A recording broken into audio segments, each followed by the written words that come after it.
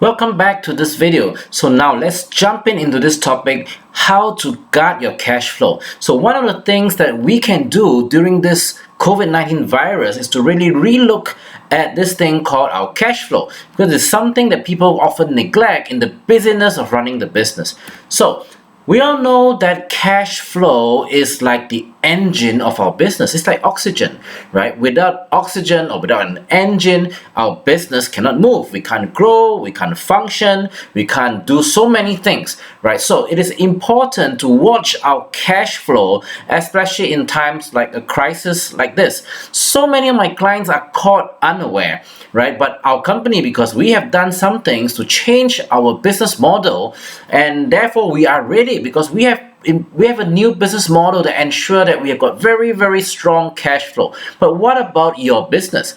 So today I want to share with you a few strategies and methods that we can do to improve our cash flow.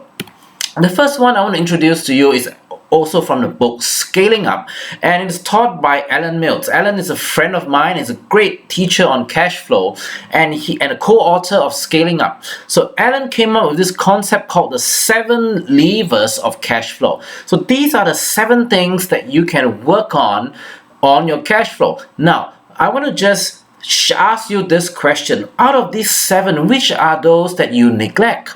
Because all companies know in the business of things, we tend to accept, or we don't really see how some of these things are functioning. For example, I'm working with a company now who is in trouble, right? But it's not just because of the virus, but for over many years, they have not actually watched their cash flow. Guess how much is their work in progress days?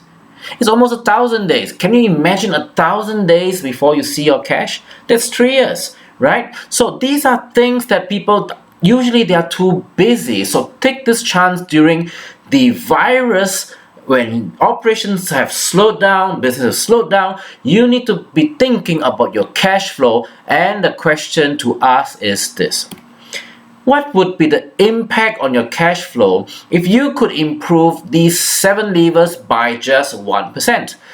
Think about that, or 2%, or 3%. Now, a lot of people may think, oh, I have to change my cash flow. There's a lot of things I need to do. But what about just 1%? So take a step back now, during this time when business might be slow, and ask yourself this question. First, how do I improve my cash flow so that we can tide through this period, but also more importantly, to have cash to grow when the rebound comes? So it's very important. Ask yourself this question: what can we do to improve these 7 things by 1%? All right, I'm sure you can find a way to do that. The second thing I want to share with you about guarding our cash flow is to relook at our business model. Now, this is again a time when business has slowed down. Is our business model the most efficient and the best? But what is more important, I want to ask you is your business model crisis-proof? A crisis-proof business model is one that still generates cash even in the midst of a crisis. So the 2 things I want to share with you, and that is about shortening the cash cycle, and the other one is about developing a recurring income model, and that is essentially a change in the business model. So the first one is to look at this tool called the cash conversion cycle. Now, this is an exercise that asks us this question: when $1 leaves your bank account, how long does it take for the dollar to come back? You see, most accounting policies or procedures, they look at when you first invoice, right? But actually, that's not when your first dollar goes out, right? Dollar first goes out when you hire people to do a sales pitch, for example. It may take 3 months to close the deal, but money is already out, right? So accounting principles wise, it may not be 3 months, but actually money has been out of your bank account for 3 months. And that is something I find so many businesses neglect. And that's why many businesses show a profit, but they don't have any money in the bank. So I was dealing with a business who is in the fashion industry, and they did not realize how long it actually took to sell. Right, even though they get cash up front when the deal is done, but the cycle of selling is so long, right? And that's why they keep wondering, I collect cash up front, but why do I always run out of cash? Okay, so this is all about a cash conversion cycle. And what you want to do is to ask yourself this question for every cycle A, B, C, and D. Ask yourself these three questions. First one, how do I shorten cycle times? Second question, how do I eliminate mistakes? Are there mistakes in my processes?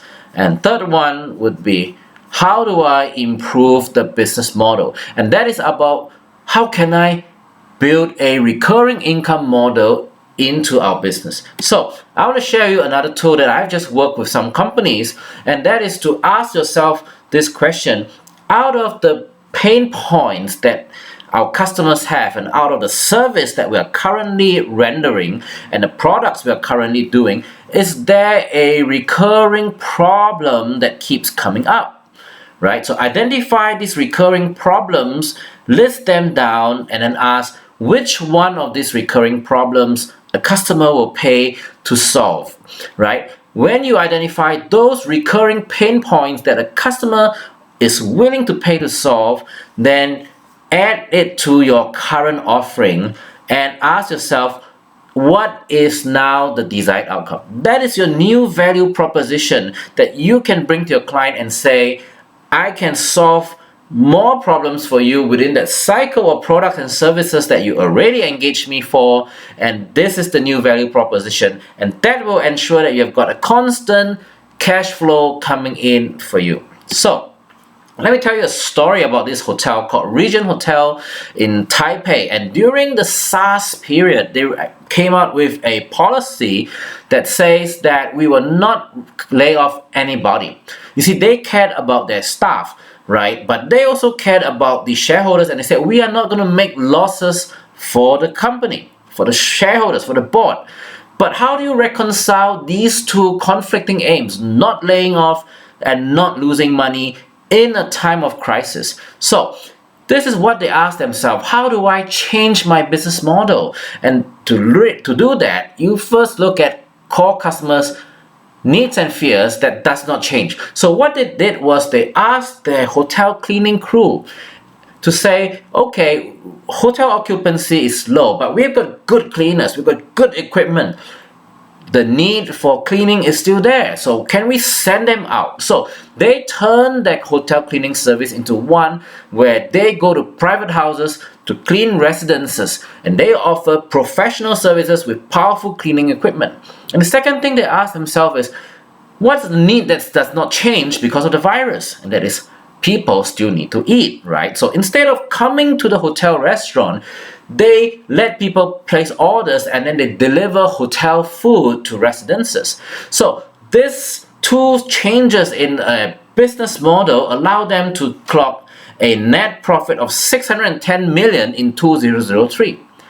Think about that, right in the middle of a crisis gripping the whole world, especially hitting hard the hospitality industry, they made a 610 million Taiwan dollars net profit without retrenching a staff, but simply redesigning their business model. So this is a great example that you can thrive even during this period of the virus and protect your cash flow if you know how. So thank you very much for listening. These are some resources I want to share with you. The first one is a tool on cash conversion cycle, and the second one is a tool on recurring income models. Third is the cash flow story report. This is what we do for companies who want to evaluate the 7 levers, and we can generate a report for you where you can see how the impact of 1% will do for your cash flow and net profit. So if you really want to do this report, get in touch with us, okay? And we will share with you how to get this report done free of charge for your company. And the next one is we have a series of videos more in depth on how to improve your cash flow. So this is who I am. My name is Jeremy. I work with companies to scale up across the region, and I'm sending out articles on how do you thrive during this COVID virus period to all my clients, and they find all these tips very useful. So if you want to have more resources, join us in this on our YouTube page, Growth Catalyst, right? And that's where you get all our videos on how to scale your business. And one more time, Thank you for attending this talk. My name is Jeremy. If you want to get in touch with us for resources, for tools, to do the cash flow story report for free, contact us at grow@growthcatalyst.com.sg. One more time, grow@growthcatalyst.com.sg. Thank you very much, and see you again for the next video on how to thrive even during the COVID virus. Thank you.